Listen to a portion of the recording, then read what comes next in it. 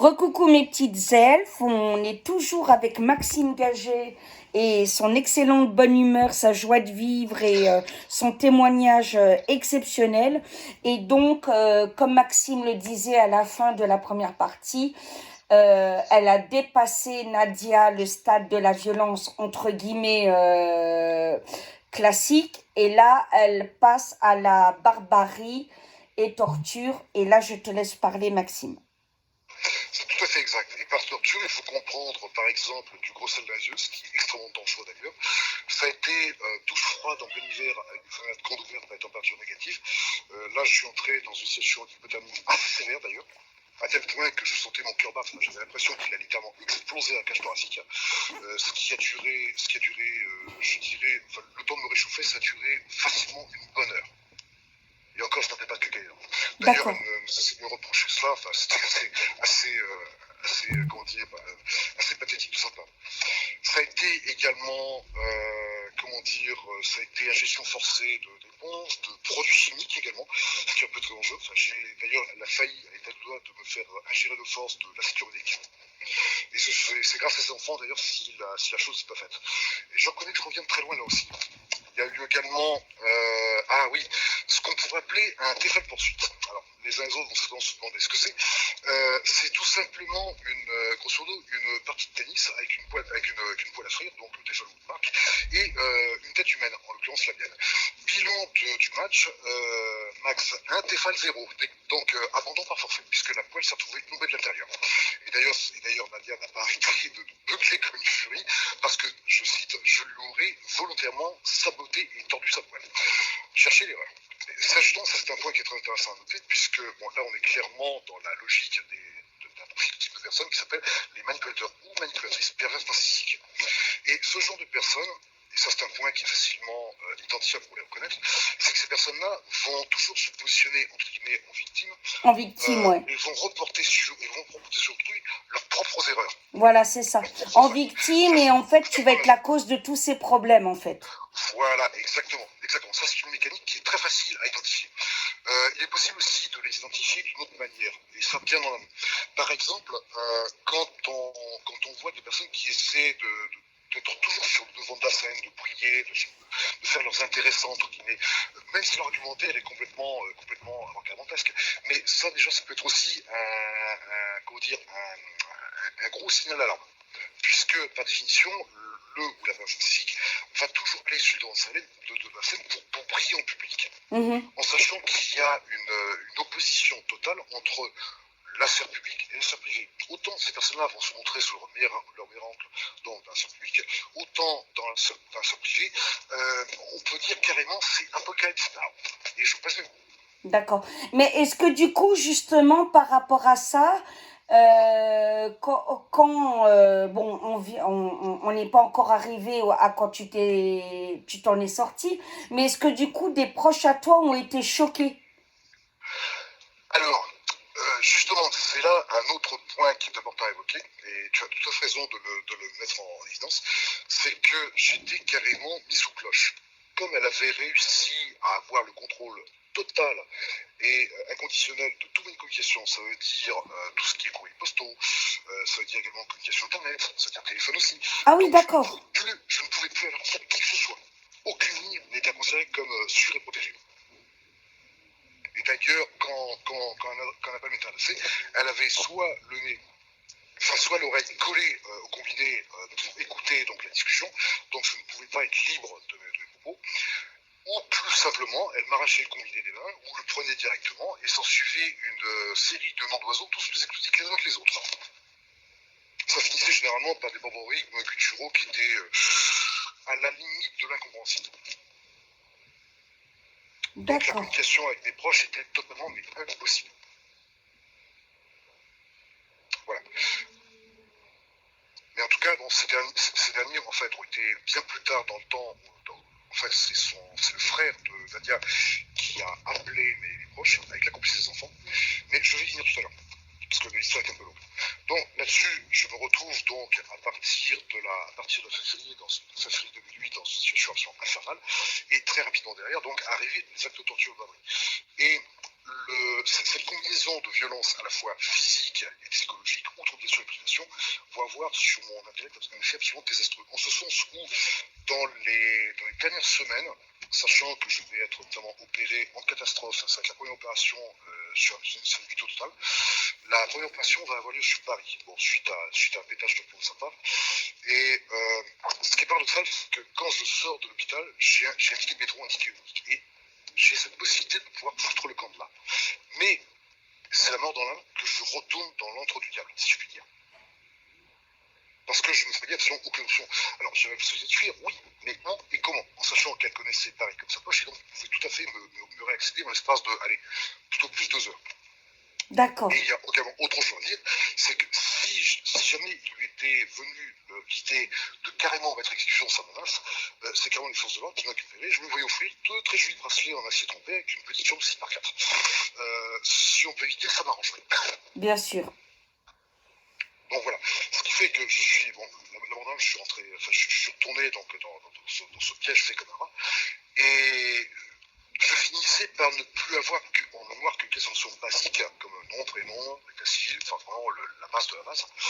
Et le reste de ma mémoire était omnubilé par 2 choses, à savoir, les précautions de sécurité à mener, donc surtout ne pas faire de vagues, tout en essayant de chercher à trouver une solution éventuelle, et 2, appliquer ces ordres à la virgule près. En ce sens où tous mes déplacements étaient limités, et si j'avais le malheur de dépasser ne serait-ce que de 2 petites minutes, là, la sanction tombait tout de suite. Donc c'était un véritable enfer. Et j'en arrivais à un tel état de détresse émotionnelle que je ne voyais plus vraiment qu'une seule et unique solution, un tant soit peu honorable pour sortir de là. En l'occurrence, la toute dernière. Et fort heureusement, cette solution, qui devenait de plus en plus prégnante, ne va pas être mise à exécution. Il va y avoir un véritable petit miracle. Là, je vais arriver au dimanche 1er mars. Date très importante. Ce jour-là, j'étais en train d'essuyer un pan de mur sur ses ordres, encore une fois, et les enfants, tout discrètement, viennent me voir et me disent, voilà, notre oncle voudrait te prendre en photo et alerter tes parents. Est-ce que tu es d'accord? Et là, je me tourne vers eux tout en chutant, je dis, oui, et là, tout d'un coup, il y a une petite étincelle qui renaît dans l'esprit, je me dis, s'il y a la moindre possibilité pour que je puisse foutre le camp de cet enfer, il n'y a pas hésité une seconde. Bien et donc, sûr. les enfants notent la réponse, vont voir leur mère et demandent à voir leur oncle, tous les deux. Bon, elles ne voient pas l'objection, en sachant que leur oncle était, tout à fait, enfin, de l'autre côté du couloir, donc pas de problème. Donc ils y vont, et quelques instants après, ils reviennent, et celui des deux qui était le plus en recul me fait discrètement un signe de pouce, donc je comprends, message passé, aucun impeccable. Quelques instants plus tard, donc, Nadia qui est en train, toujours avec un verre d'alcool fort et ses moules de pétards qu'elle fumait du matin au soir et du matin, D'accord. donc lève le nez de son écran et descend en me jetant directement un sac de course. Mais à sa surprise, c'est un des enfants qui va le ramasser. Puisqu'elle, très régulièrement, en fait, elle m'obligeait à aller faire des courses, que ce soit de jour comme de nuit, enfin à des heures à chaque fois possible. Et c'était à moi de me débrouiller pour lui ramener exactement le produit dont elle avait besoin. Ce qui n'était pas simple, surtout quand on reçoit une requête à 3h du matin. D'accord. Et donc là, en l'occurrence, l'autre des enfants donc, prend donc le porte-monnaie, tous les deux m'accompagnent, et on est assez peu surprise, parce qu'en fait, habituellement, elle me colle toujours un des enfants. En général, bon, celui des deux qui est choisi, bon, il va toujours un petit peu en rechignant, bon, ce que je peux comprendre, je vais à leur place. Et là, en l'occurrence, tous les deux sont extrêmement motivés pour venir tous les deux ensemble.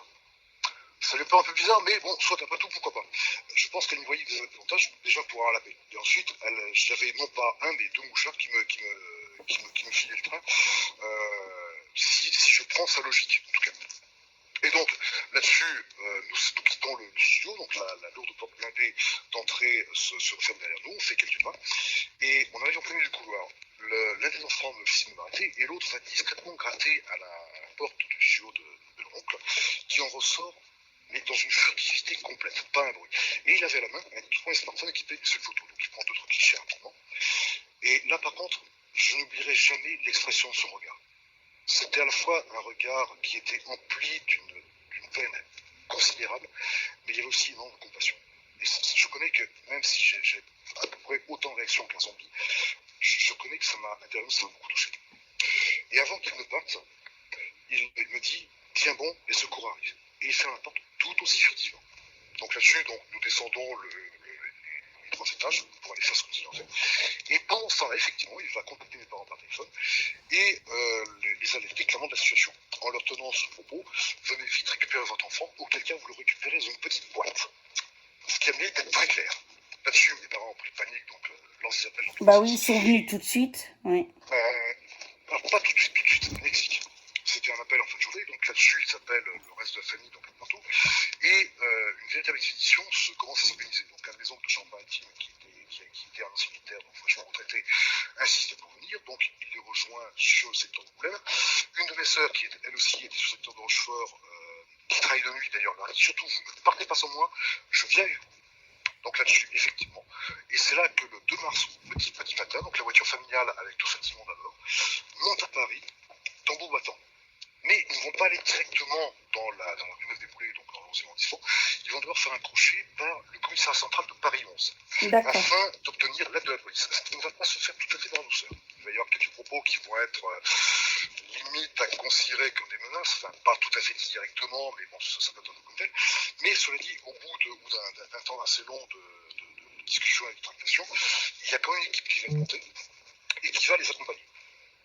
Et pour ma part, il y a cet enveloppe mémorielle que je n'arrive pas à accéder, et même jour d'aujourd'hui. Et le souvenir le plus frais que je puisse avoir de ce moment-là, c'est au moment où je reviens dans la pièce principale, et là, je vois Nadia dans un état de panique total.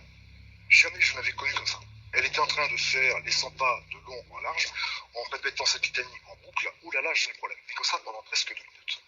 Au bout d'un moment, elle s'arrête, vient me faire face, me dit de but en blanc, « Voilà, tes parents sont là, est-ce que tu veux les revoir ?» Et là-dessus, bon, si mes bras n'étaient pas accrochés, tout le monde partait avec un grand bruit dans le chemin. Et je lui dis, oui, bien sûr. Et là, attention, à la suite, elle poursuit. Elle me dit, voilà, je consens à te libérer, mais il faut que tu me promettes de ne pas porter plainte contre moi. C'est comme Vislar. Et là-dessus, comme dirait Montesquieu, un mot comme à la gare, aucune règle. Donc, discrètement, j'ai croisé de l'autre. Bon, je sais que ce n'est pas très poli, mais après tout, c'est pas de guerre. Et je trouve le moyen de jouer d'astuce. La concernant, on me dit, écoute, donc je suis à Paris, en sachant que... Ah, attends 2 secondes, hein. Attends. Bien sûr.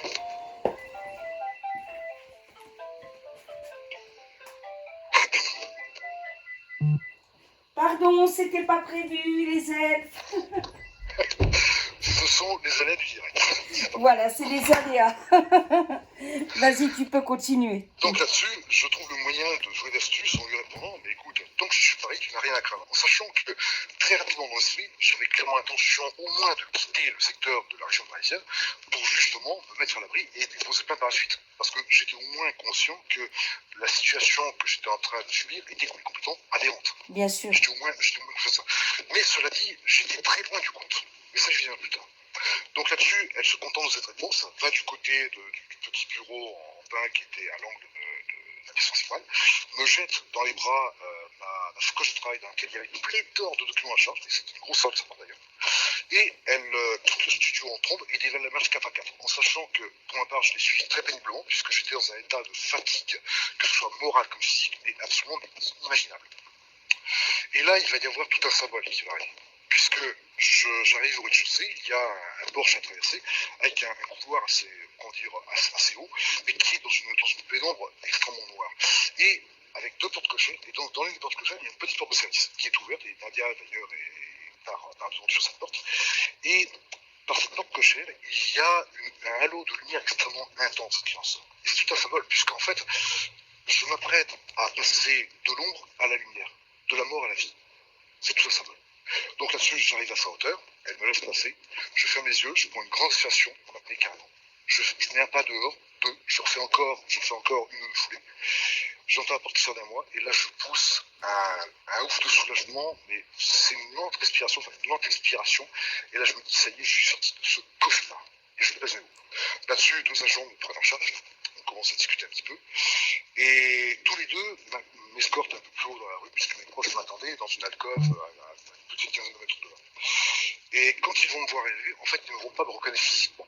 Ils vont me reconnaître qu'à un tout petit détail non visible, à savoir le son de ma voix. D'accord. Et ça les a quand même marqués. Donc là-dessus, je pense que je peux laisser deviner aux uns et aux autres donc l'intensité justement du moment qui a été extrêmement fort et brutale par l'occasion. Et les agents, assez rapidement, en fait, nous demandent de repartir, puisqu'en fait, bon, l'erreur était un petit peu d'eux, puisqu'en fait, leur estafette était garée devant un foyer pour immigrés. Donc, bon, l'emplacement de parking n'était pas tout à fait très bien choisi. Ça rendait les gens un petit peu nerveux. Bon, je te dis, ça peut se comprendre. Et donc là-dessus, on part. Et en cours de route, donc mon père va prendre les devants sur un plan administratif, donc va faire bloquer ma carte de suite, carte bleue. Voilà. Et mes proches vont me demander si je suis d'accord pour qu'ils me déposent au CHU de Moulins pour les urgences. Et je trouve encore la force de leur dire d'accord. Et quelques instants après, je m'endors, mais d'épuisement total. Tu m'étonnes. Bien, donc environ 4 ou 5 heures après, puisque la route est quand même très longue, on arrive au pôle des urgences et bien que le personnel ait été prévenu par téléphone de gravité de la situation, je puis certifier sur l'heure que quand ils m'ont vu arriver, ça leur a définitivement et durablement passé l'envie éventuelle de pouvoir en décoller. Ils ont été extrêmement marqués. Et d'ailleurs, bien plus tard dans le temps, quelque chose comme 3-4 ans plus tard, l'une des infirmières va me confier que quelques-unes de ses collègues ont démissionné parce que traumatisés par cela, et d'autres ont suivi de lourdes psychothérapies comme ça. C'est dire à quel point ça les a marqués. Mais en tout cas, quant à leur réaction, ils ont été absolument parfaits. En ce sens où, très rapidement après mon arrivée, donc, je trouve quand même la force de leur demander s'il y a moyen d'être entendu par l'équipe de police.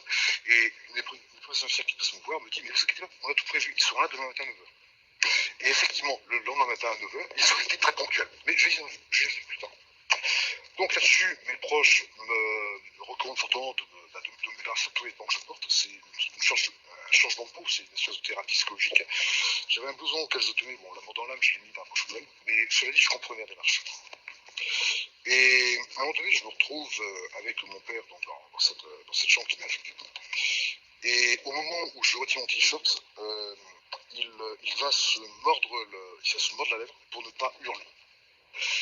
Puisqu'en fait, je n'ai pas 5 cm² de peau valide dans le dos. À ce moment précis. C'est un amoncellement de marques de plaies, d'échymoses. C'est tout simplement une catastrophe. Ouais. Et je connais, ça m'a énormément marqué. Un peu plus tard dans le temps, donc environ, je dirais, un peu heures après, bon, sachant que mes proches ont pu rester un tout petit peu longtemps par rapport à l'horaire de fermeture du service. Donc, un petit peu plus tard, donc, je me retrouve seul et je prends l'initiative d'aller dans la salle d'eau qui est attenante à cette chambre. Et ce que je vais voir dans le miroir qui est inclus va me marquer et va me plonger dans une colère absolument énorme. D'accord. C'est-à-dire que le reflet que je vais voir dans ce miroir, ce n'était pas moi. J'avais tout simplement l'effroyable sensation et impression de voir une image en couleur, tout simplement d'un rescapé des camps de la mort. Et là, ça m'a mis dans une colère plus noire que noire. Et encore, quand je dis noire, c'est encore trop coloré. Et ça fait partie des choses qui vont, en fait, faire sauter un à un les verrous psychologiques qui me retiennent, de telle manière à ce que le lendemain matin, je puisse, quand les agents de police vont arriver, à ce que je puisse au moins leur restituer l'essentiel des faits. Mais je vais y venir, puisqu'en fait, un peu plus tard le soir, bon, je suis dans un cas d'épuisement total et je m'endors. C'est la fatigue extrême qui va avoir le dessus. Et le lendemain matin, effectivement, comme je disais tout à l'heure, à 9h, heure militaire, 2 agents de police du commissariat central d'Angoulême arrivent, commencent à faire l'ordinateur, et bon, ils ont un petit peu, comment dire, bon, ils ont quelques difficultés légères. Bon, sachant que je suis informaticien métier, je leur ai proposé mon aide, qu'ils ont très, très cordialement décliné. Mais ce que je ne savais pas, c'est que, et ça ce sont les examens qui vont suivre donc en la journée, qui vont le démontrer, c'est que je me prêtais à leur proposer un tableau clavier avec pas moins de 8 doigts cassés sur 10. Je ne me rendais même pas compte. Alors, il va être convenu très rapidement, parce qu'au cours de la déposition, donc un des agents va appeler son supérieur pour lui relater les faits sur le fait que la situation est extrêmement sérieuse. Et dans l'heure qui va suivre, le police d'urgence va littéralement grouiller d'agents de police, un tous les 5 mètres en armes avec le normal. Donc déjà, ça dissuade. Il a été demandé par le tribunal d'Angoulême qui était saisi, donc aux personnes médicales de faire le listing de mes blessures, et ces derniers vont refuser. Donc c'est un médecin légiste qui va rentrer dans l'avance. Et là, quand un médecin légiste rentre justement, rentre dans l'avance, ça ne peut signifier que 2 choses. Premièrement, soit le cas est considéré comme extrêmement grave, voire critique, soit la personne qui est directement concernée par ces erreurs est tout simplement morte. Donc déjà, ça retrace un petit peu la situation et sa gravité. Tout à En fait. sachant que la plainte va quand même faire 4 pages complètes et va être faxée le jour même au parquet du tribunal de grande instance de Paris. C'est D'accord. dire la vitesse d'exécution. Et c'est ainsi justement que va commencer cette affaire qui va être extrêmement longue, puisqu'il va y avoir pas moins de 5 ans d'instruction. Et qu'on va en parler dans la troisième partie parce que ça fait déjà 20 minutes. À tout de suite les elfes.